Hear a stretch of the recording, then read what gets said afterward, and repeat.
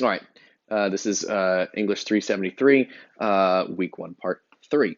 So let's talk a little bit more about how to read Shakespeare. So I've already told you the craziest thing, which is that um, most students don't read most teachers are begging students to read the book instead of a summary. I'm telling you, go read a summary. It's going to help. Read a summary before you read the play. It'll make everything easier.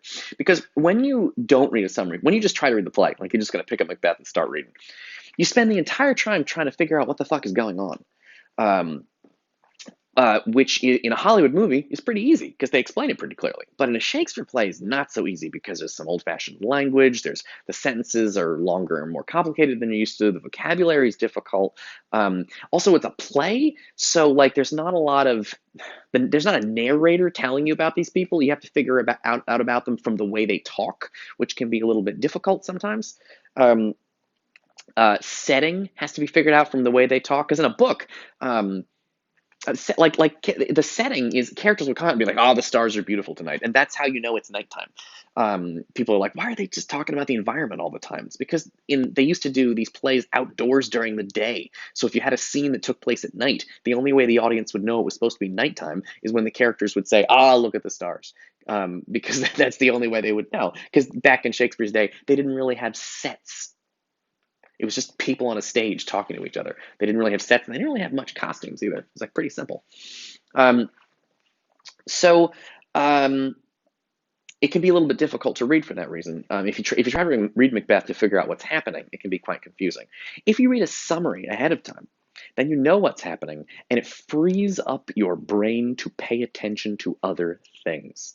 What other things?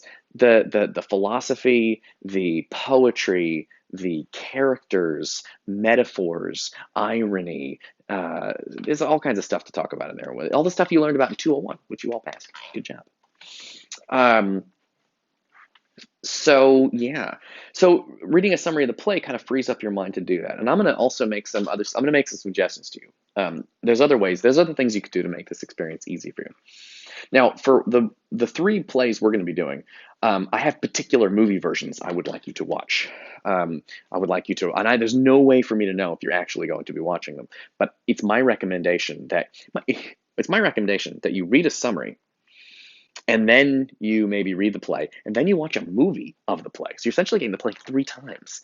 But that's how I recommend that you do it. Or I guess you can go the other way. You could read a summary first, then watch the movie, then read the play. That would probably be a very good way to do it. Now I'm going to tell you which versions, like what actors I want, what versions of the movies, what movie, how to put this. I'm going to tell you what Shakespeare movies to watch. There are three of them I would like you to see this semester. But I'm not going to be quizzing you to find out if you did that or not. I just think it'll help you understand Shakespeare. And it's also fun and has good looking people in it. And of course we're watching the Leonardo DiCaprio Romeo and Juliet. Come on. Is it maybe the best Shakespeare movie ever? It might be. Actually, I will say, having seen 100 Shakespeare movies, my top three Shakespeare movies are the ones I'm going to tell you to watch in this class. So you really won. I'll be honest with you. I kind of picked the three plays because I like the movies so much. Anyway, they're cool. So, but there's 100 Shakespeare movies. So if you want to watch any movie version of the Shakespeare play that we're doing, like there's like 8 or 9 Macbeth plays. There's not too many Coriolanus, but there's quite a few Romeo and Juliet. If any of that will be helpful, it will help you follow what's going on. And so if you are interested in this kind of thing and you want to get a grasp on it, you could certainly watch any kind of movie. And there's a lot of film stage plays too. And you may find one that has an actor in it that you like or a version that seems like fun. Um, there are also, by the way, comic book versions of Shakespeare, which I have to say, I'm going to say something really crazy. There's like manga versions of Shakespeare, and I'll give you the links to those. But Macbeth and Romeo and Juliet, there are these two black and there's Romeo and Juliet. There's this company called Manga Classics, um, and they are these 400-page black and white comic books. And they read, I don't know if you know about manga, they read backwards. You read the other direction because that's how you read Japanese comic books. Anyway, I'm a big comic book guy. If you can't fucking tell how much I like Jean Grey. Um, they're black and white comic books that I actually would recommend that you buy. I thought about assigning them, but I don't like to make people buy books. But if you like reading comic books and you like anime or manga, I would recommend that you pick up these books. There's one for Macbeth and there's one for Romeo and Juliet. There's not one for Coriolanus because it's not popular enough. But they're interesting because when you read them, they include every single word Shakespeare wrote, which means reading that 400-page comic book is exactly the same as reading the play from cover to cover because every single word is in there. And I'll say something crazy. People often ask me, do you think Shakespeare is best read in a book, or do you think it's better to read Shakespeare in a book, or do you think it's better to watch a movie or a play? And actually, my answer is neither. I think the best way to do Shakespeare is in comic book form. And I'll tell you why. Because when you read the play, if you actually just like get a book and read it, it's hard to understand what's going on because there are no images, there's no pictures. And so it can be hard to keep track of who's who and what's what and what's happening. Um, uh, but the movie should be better. But the thing about the movies is Shakespeare has so many words. And when you watch a movie, characters often yell and scream and they say a bunch of words very quickly. And they're old-fashioned words and the sentences are complicated. And so when you watch a Shakespeare movie, very often the people are good looking and I can follow the story, but I have a hard time understanding what they're saying all the time because they go so quick. Because a Shakespeare movie has a lot more dialogue in it than a John Wick movie. There's speeches that go by very, very quickly. If you've seen Romeo and Juliet, there's a famous scene, the Queen Mab speech, where Romeo's friend Mercutio gives this huge ranting, raving speech. It's great, but it's very hard to follow if you don't already know what he's saying ahead of time. With comic books, you get the pictures, which helps you understand what the hell's going on and who's who, but you also get to read at your own speed. And I find that to be actually the best way to do Shakespeare. I probably should have forced you to buy the comic books, but I don't know, I don't like making people buy books. I just feel like my students don't have that much money. And so I don't want to be, and I'd be like, oh, it's not that much to spend, it could be like 40 or 60 bucks or something. I don't know. And then every class wants that. You take 5 classes and I don't know. I teach 5 classes at this university. I don't make anybody buy a book for any of them.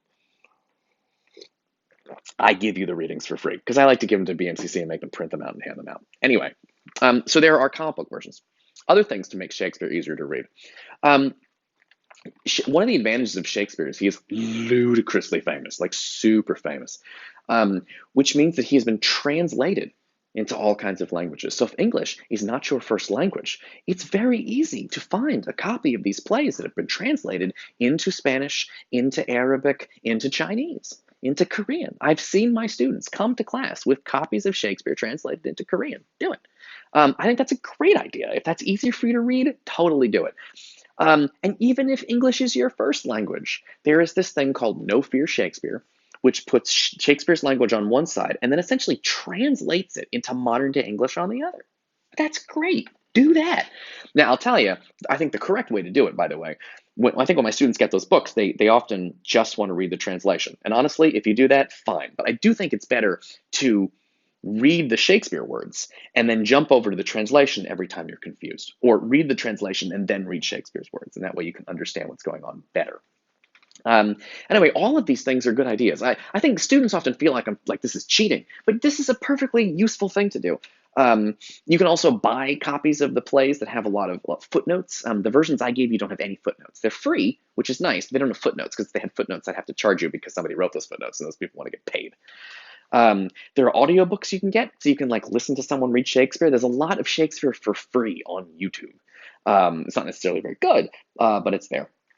And of course, there's a million things you can read on the internet about Shakespeare's plays. Cool. So all of that will help you read Shakespeare, and you should do as much or as little of that as you want. I think many of my students survived this class by watching Shakespeare movies and listening to me talk about the plays. You'll probably be fine. But for those of you who are interested in getting it better, I would recommend everybody read a summary of the play before you do these lectures because it'll make everything easier to understand. But I think you should also consider getting the play translated into the language you're most comfortable in, even if it's modern day English or if it's modern day Arabic. You can watch movie versions of it, which I'm going to have you do. But if you like comic books, I cannot recommend the manga classics, Macbeth and the manga classics, Romeo and Juliet, enough. They may be my favorite Shakespeare adaptations. They're rad. Anyway, a lot of options. I'll see you in the next video.